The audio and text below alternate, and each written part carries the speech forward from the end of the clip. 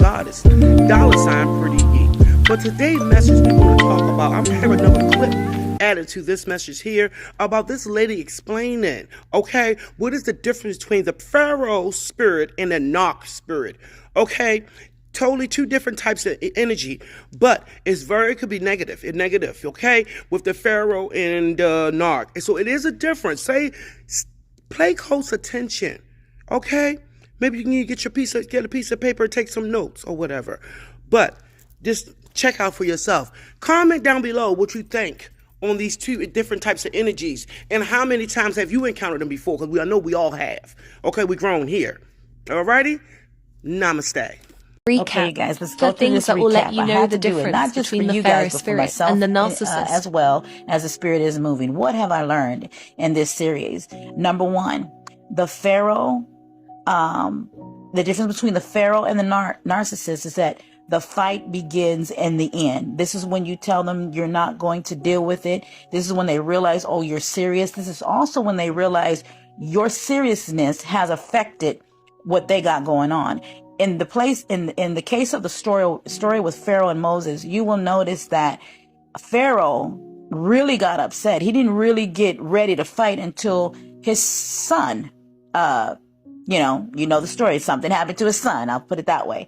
He didn't really believe that the possibilities of Moses being Moses or who he was until it affected him in a real sad kind of way, right?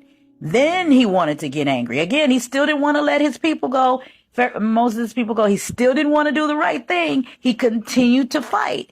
And that's what you have to understand with these pharaohs. They will continue to fight you tooth and nail, right? I don't care how bad. See, even a narc will come to some kind of like, okay, damn, how do I maneuver around this one? How do I get out?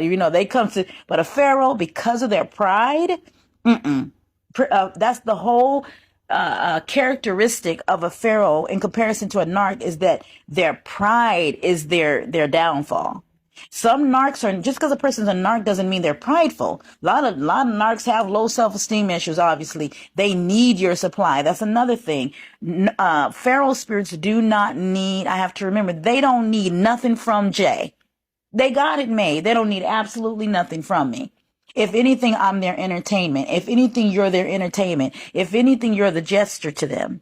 They can take it or leave it. This is why the fight, again, there's no fight with them. Because they're like, what are you fighting for? You're my entertainment. You're not that important to me. Who are you, right? Again, that's how pharaohs maneuver.